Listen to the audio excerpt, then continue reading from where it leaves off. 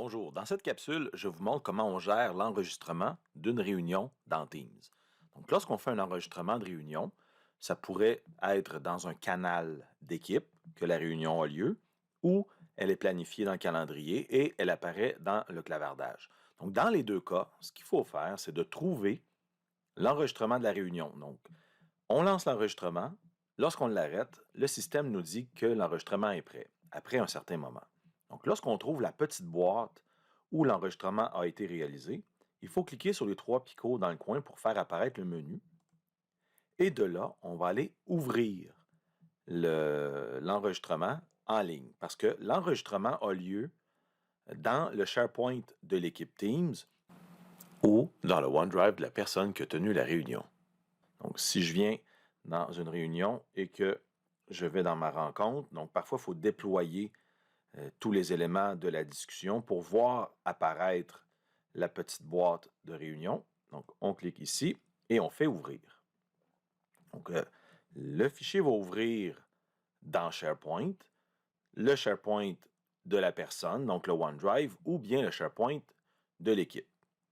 Lorsqu'on clique ici sur la fenêtre, donc on peut lancer la lecture, mais dans le haut, on a un petit menu avec quelques éléments. Donc, on peut partager à d'autres personnes si on veut, mais ce qu'il faut comprendre, c'est qu'automatiquement, lorsqu'on crée un enregistrement, l'enregistrement est partagé avec les personnes qui sont membres de l'équipe ou qui étaient dans la réunion.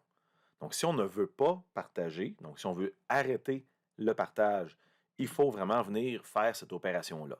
Donc, au bout du menu horizontal, il y a un petit i encerclé qui est le volet des informations. Et là, on a l'option de gérer l'accès. Donc, on va voir à qui est partagée la vidéo. Donc, on peut voir que ce sont les membres et les visiteurs de l'équipe. Donc, si on veut arrêter le partage, eh bien, on peut cliquer Arrêter le partage, exemple, aux membres d'une équipe.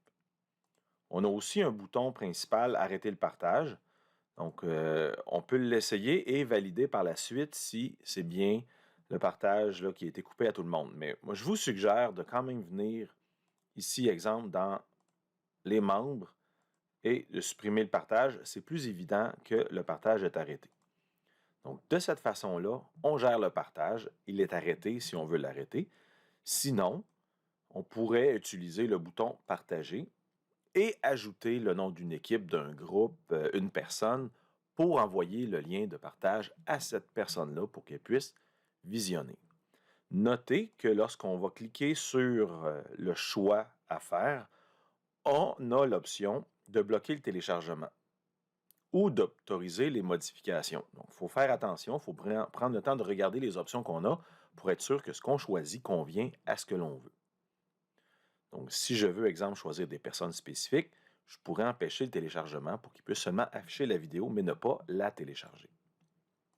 Et là, je peux écrire le nom d'un groupe, d'une personne pour partager et envoyer le lien. Donc, automatiquement, en écrivant le lien, lorsqu'on fait envoyer, la personne reçoit un courriel avec le lien qui amène à cette vidéo-là. Si jamais la vidéo, on veut la gérer autrement, c'est possible de la télécharger. Donc, si on clique sur le bouton télécharger, la vidéo va se loger dans le dossier téléchargement de notre ordinateur. Donc, dans le dossier téléchargement, on va retrouver la vidéo et on pourra la conserver dans notre OneDrive ou l'envoyer dans une autre plateforme de partage de vidéos. C'est vraiment à notre guise que l'on fait ça. Donc, ce sont les options qu'on a ici.